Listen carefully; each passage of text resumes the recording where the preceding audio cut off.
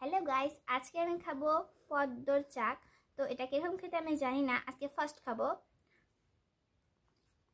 কিরকম যে কে জানে, এটা বিট করতে ভীষণ কষ্ট হয়। এটা বের করে নিয়েছি আমি।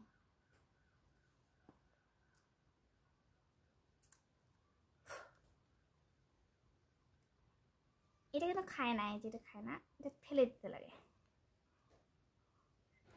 এর ভিতরে আরেকটা বীজ আছে যেটা তিতা লাগে, তো ওটা আমি খাবো না, এটা ফেলে দেবো প্রথমে।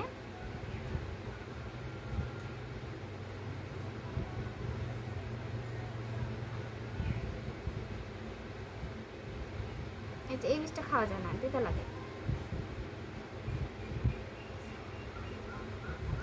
তো টেস্ট হচ্ছে মোটামুটি। তোমরা যদি খেয়ে থাকো তোমরা কমেন্টে জানিও কিরকম তোমাদের ভালো লাগে না খারাপ লাগে। তো আজকের ভিডিওটি এই পর্যন্ত। তো টাটা।